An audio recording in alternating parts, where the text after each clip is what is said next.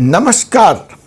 Forces supreme law partner के इस नए एपिसोड में मैं doctor Ajay Kumar Pandey, advocate, Supreme Court of India, आपका स्वागत करता हूं। जी हां, पेश है एक और नया मुकदमा सुप्रीम कोर्ट से उत्तर प्रदेश पुलिस को लेकर। ऐसा लगता है कि फिलहाल उत्तर प्रदेश पुलिस और सुप्रीम कोर्ट का 36 का आंकड़ा चल रहा है। चाहे वो अतीक अहमद का मामला हो, चाहे मुख्तार अंसारी का मामला हो, लगातार उत्तर प्रदेश पुलिस अपने को सुप्रीम कोर्ट में डिफेंड करती हुई नज़र आती है। चार्जशीट का मसला हो, ज़मानत का मसला हो, इनकाउंटर का मसला हो, तो यह जो पुलिस की उल्टी परेड सुप्रीम कोर्ट में शुरू हुई है, खास करके उत्तर प्रदेश पुलिस की, उसका सिलसिला चल ही पड़ रहा है। इस हालिया मुकदमे में सुप्रीम कोर्ट एक बार पुनः बहुत सख्त हुआ और अच्छी लतार पिलाई उत्तर प्रदेश पुलिस को। ताकीद करी, कानून के अंदर रहकर कानून को समझकर काम कीजिए, वरना महंगा पड़ेगा। जी हां जनाब, ये महंगा पड़ेगा। ये जो सुप्रीम कोर्ट ने उत्तर प्रदेश पुलिस को चिताया है, वह मामला है Suraj Bansal versus state of UP and others का। इस केस की सुनवाई करते हुए जस्टिस अभय एस ओका, उज्ज्वल भूयान ने उत्तर प्रदेश में जो पुलिस की परिपाटी है चार्जशीट को लेकर, उस पर गंभीर चिंता जताई, गहरा दुख व्यक्त किया और आक्रोशित भी हुए। मसला क्या था? मसला यह है कि जब यह सूरज बंसल का केस सुप्रीम कोर्ट के सामने आया तो उन्होंने देखा कि पुलिस जिस वक्त इंट्रोगेट करती है एक अपराधी को, एक एक्यूज को लाती है, थाने में बंद करती है, मारती पीटती है, थर्ड डिग्री का प्रयोग करती है, नंगा कर देती है, तरह तरह के प्रताड़ित करने का हथकंडा अपनाती है और उसके बाद ज़बरदस्ती उस व्यक्ति से कन्फेशनल स्टेटमेंट ले लेती है कि हाँ जी, उसने यह अपराध किया है। तो इस परिपाटी से पुलिस की पूरे देश में सब लोग वाकिफ़ हैं, लेकिन पुलिस वाले भी वाकिफ़ हैं कि यह जो स्टेटमेंट है इंट्रोगेशन के दरमियान मारपीट का डर दिखाकर या मारपीट करके ज़बरदस्ती कबलवाया गया है, यह इंडियन एविडेंस एक्ट के सेक्शन 25 और सेक्शन 26 के तहत कोर्ट में इसकी वैल्यू 0 है। यह एडमिसिबल नहीं है एज ए एविडेंस। फिर भी पुलिस यह करती है और अपना केस कमजोर करती है।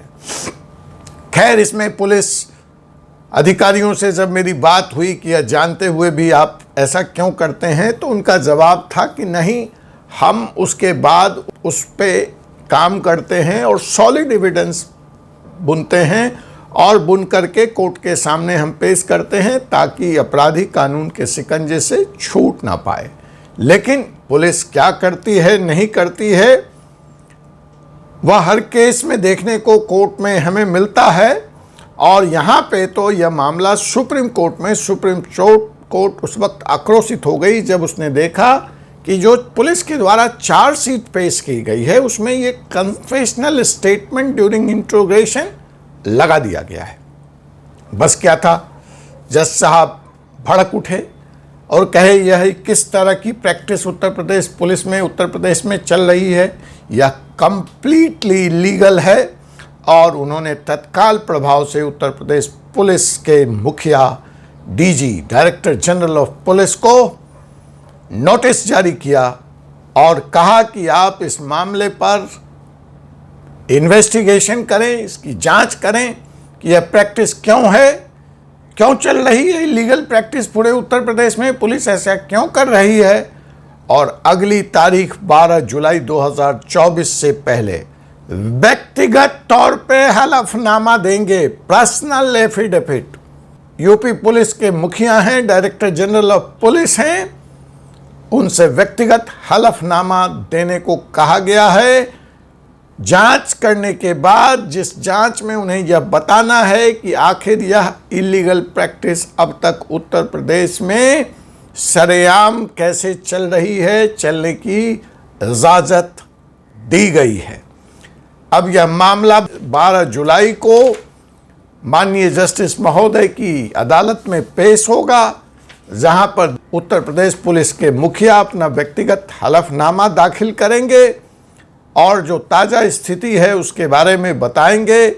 मुझे आशा है कि सुप्रीम कोर्ट के इस कड़ी फटकार के बाद जो उत्तर प्रदेश पुलिस के डायरेक्टर जनरल साहब हैं वो इसका संज्ञान लेंगे और तत्काल प्रभाव से सरकारी आदेश के द्वारा सभी थानों को, सभी पुलिस अधिकारियों को इस प्रैक्टिस को, इस इलीगल प्रैक्टिस को, लोगों को मार पीट, प्रताड़ना, कस्टडी के दरमियान डर दिखाकर जो स्टेटमेंट लेने की प्रथा है, शायद उस पर लगाम लगेगा और व्यक्ति का फंडामेंटल राइट, फ्रीडम और कानून का सम्मान, ये सारा कुछ सुप्रीम कोर्ट के इस स्टेटमेंट के बाद, इस एक्ट के बाद शायद उत्तर प्रदेश में होगा और पुलिस का एक मानवीय चेहरा हमारे सामने प्रस्तुत होगा। मैं बार बार कहता हूं कि भले योगी आदित्यनाथ जी उत्तर प्रदेश को उत्तम प्रदेश बनाने की बात करते हैं, उसको इंडस्ट्रियल और फाइनेंशियल हब बनाने की बात करते हैं, लेकिन जब तक पुलिस का करूड़ चेहरा, पुलिस का अनैतिक काम और law and order but in a constitutional way नहीं सुधरेगा, तब तक व्यापक तौर पर उत्तर प्रदेश में इन्वेस्टमेंट का आना संभव नहीं होगा। अगर आ जाएगा तो रुकेगा नहीं। तो इस केस में आगे जो भी अपडेट होगा उसकी सूचना हम आपको देंगे और आपसे पुनः मुलाकात होगी एक ऐसे ही मुकदमे के साथ, ऐसे ही एक नए कानूनी विषय के साथ। तब तक मुझे advocate doctor Ajay Kumar Pandey, advocate Supreme Court of India को अनुमति दीजिए। जय हिंद, जय भारत।